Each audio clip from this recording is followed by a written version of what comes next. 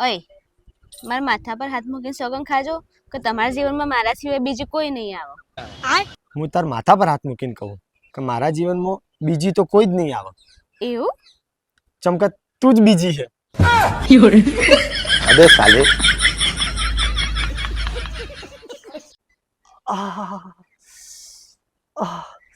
કાજલ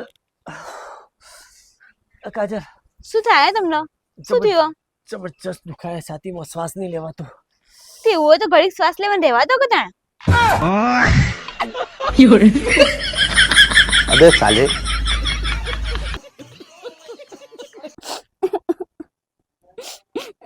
અરે દીકુ શું થયું? કેમ રોવે છે? હું તમને બહુ હેરાન કરું છું ને. હું નહીં સારી ને. હા એ તો મને ખબર છે પણ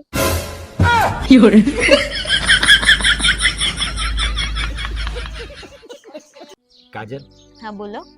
કાલ ઉઠીને મને કંઈક થઈ જાય તો તું બીજા લગ્ન કરે ખરા? ના હો, હું તો એવું ના જ કરું. હું તો આખી જિંદગી મારા બેનના જોડે રહેલો અને મને કંઈક થઈ જાય તો તમે બીજા લગ્ન કરો ખરા?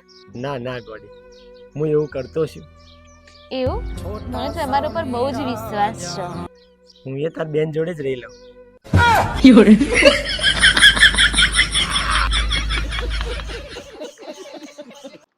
હું શું કહું, બોલો.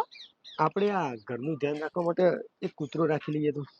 કેમ, તમે કે વાર જવાના છો? હું અબે સાલે પ્લીઝ મન ના મારતા. પ્લીઝ મન મારતા નહીં. હું તમને હાથ જોડું. પ્લીઝ એ તારે થોડા સમય પહેલા વિચારવા જરૂર. પ્લીઝ હું તમારી માફી માંગુ છું. હવે તને સમજાવવાનો કોઈ મતલબ નહીં. પ્લીઝ રહેવા દો. પ્લીઝ મને રહેવા તો રહેવા દો. પ્લીઝ પ્લીઝ રહેવા દો.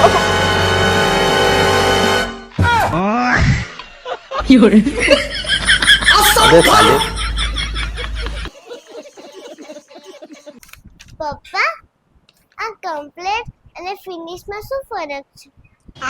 જો બેટા, તારી મમ્મીનો ને મારો લગ્ન થયો ને એટલે હું તારી મમ્મીના જીવનમાં આવ્યો એટલે તારી મમ્મીનું જીવન કમ્પ્લીટ થઈ ગયું, અને તારી મમ્મી મારા જીવનમાં આવી ને એટલે મારું જીવન ફિનિશ થઈ ગયું. તું તો ગયા બેટે.